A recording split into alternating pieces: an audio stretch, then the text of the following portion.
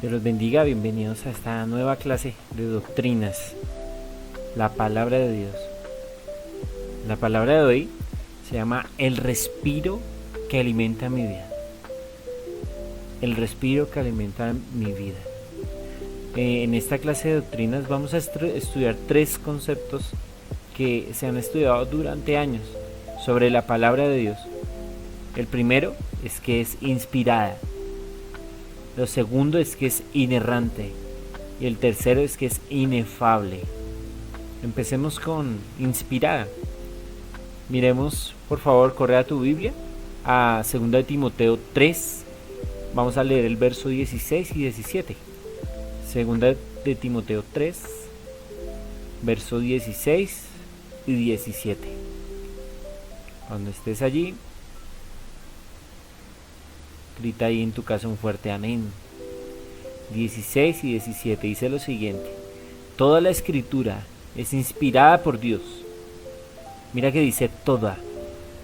Toda la escritura es inspirada. Mira este término, inspirada por Dios. Útil para enseñar, para reprender. Mira, la Biblia no solo cuando la lees te va a decir cosas bonitas. También para reprender, para corregir, para instruir en la justicia, a fin de que el siervo de Dios esté enteramente capacitado para toda buena obra. Fíjate, está tan interesante que la palabra que se usa para inspirada del griego es theoneustos. La palabra theoneustos significa, theo significa Dios, y neustos significa algo que es respirado, que es el aliento, que es un soplo, que es exhalado. Eso significa esa palabra neustos. Cuando algo sale de tu interior, hace mucho bien o hace mucho daño, ¿verdad? Cuando algo viene de tu corazón, realmente o puede herir o puede hacer mucho bien. En el caso de la palabra de Dios, lo que nos está queriendo decir esta palabra theoneustos o inspirado, quiere decir que viene desde lo más profundo de Dios, es exhalado por Dios. Esto es lo que significa la palabra theoneustos usada en 2 de Timoteo 3, 16, 17. Esa palabra es inspirada, que la palabra viene de adentro de Dios. Eso es lo que enseña la Biblia, que la palabra viene de dentro del corazón de Dios. Y demuestra las intenciones que Él tiene para contigo, conmigo. Acompáñame en tu Biblia a 2 de Pedro 1:21. Estos versículos son muy importantes porque debemos tener esta fe clara, la doctrina de la palabra de Dios clara, porque podemos llegar a dudar de la Biblia. Podemos llegar a pensar que podemos ser cristianos sin leer la Biblia, cuando realmente no es posible. Lo vamos a seguir estudiando en esta enseñanza, ¿sí?, de el respiro que alimenta mi vida, sobre la palabra, sobre la importancia de la palabra, sobre lo fundamental que es la palabra de Dios en tu vida, si lo que realmente deseas es ser un siervo de Dios enteramente capacitado, como dice 2 de Timoteo 3:16. ¿Pero capacitado para qué? Bueno, allí lo enseñó, en 2 de Timoteo lo dijo, ¿cierto? Para toda buena obra que viene del corazón de Dios. Acompáñame a 2 de Pedro 1:21, por favor. 2 de Pedro 1:21. Mira lo que dice la palabra de Dios. 2 de Pedro 1:21. Porque la profecía no ha tenido su origen en voluntad humana, sino que los profetas hablaron de parte de Dios, impulsados por el Espíritu Santo. Así como la Biblia enseña, mira, que la profecía que hablaban los profetas en aquel entonces no era voluntad de ellos, no era cosa que ellos quisieran decir, sino que los profetas hablaban de parte de Dios, eran impulsados por el Espíritu Santo. Así es la Biblia. La Biblia es un libro escrito por hombres, por supuesto, pero inspirado por Dios, de origen divino. Es impulsado por el Espíritu Santo, para que se hable de parte de Dios. Así que cada vez que tú tienes un encuentro con la Biblia, puedes tener esta convicción de que no es voluntad humana lo que allí está escrito, que Dios te puede hablar a través de la Biblia y puedes confiar que es de origen divino lo que estás leyendo allí. Ahora, ve en tu Biblia a 1 Tesalonicenses 2, verso 13. 1 Tesalonicenses 2, 13. Amén. Mira lo que dice en esta sección. Así que no dejamos de dar gracias a Dios, porque al oír ustedes la palabra de Dios que predicamos, la aceptaron, no como palabra humana, sino como realmente lo que es palabra de Dios, la cual actúa en ustedes los creyentes. Fíjate que la palabra nos enseña una vez más que, por ejemplo, la iglesia que había en Tesalónica, estas personas entendían que lo que predicaban los discípulos, lo que estaba en las escrituras, no lo aceptaron como palabra meramente humana, sino que esta iglesia, los creyentes de Tesalónica, la aceptaron como la palabra de Dios, la aceptaron como la palabra de Dios para ellos, la dirección de Dios para ellos. ¿Conoces a Billy Graham? Si no lo conoces, te invito a que lo googlees. Es uno de los más increíbles evangelistas que Dios ha usado en estos últimos tiempos.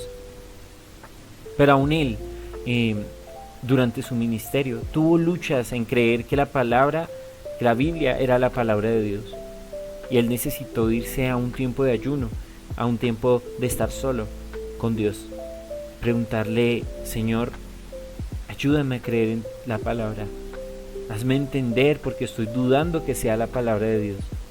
Y fíjate que él salió de este lugar con la convicción de Dios, de que la Biblia era la palabra de Dios. Entonces cuando tú lo ves predicar a él, te puedes dar cuenta que él siempre dice: la palabra dice, la palabra dice.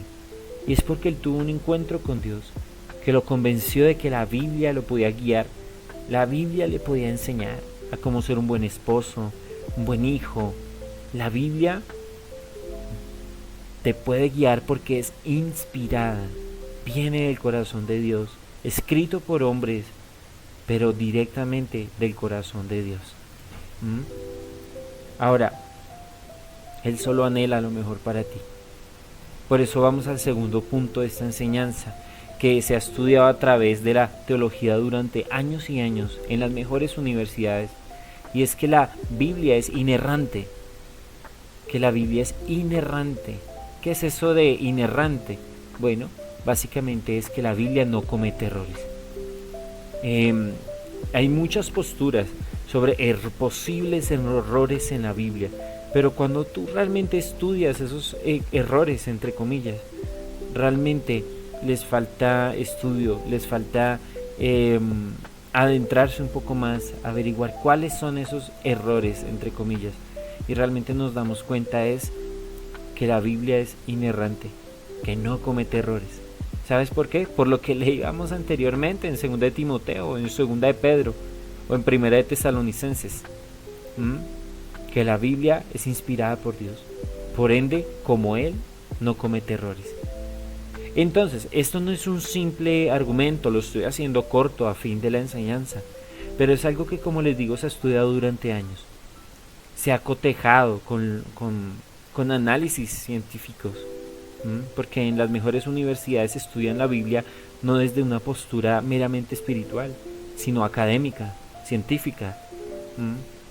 Y por eso la Biblia se ha comprobado que no comete errores. Estos 66 libros, 40 autores diferentes, 3 idiomas, casi 1500 años de escritura de diferencia entre todas, más años.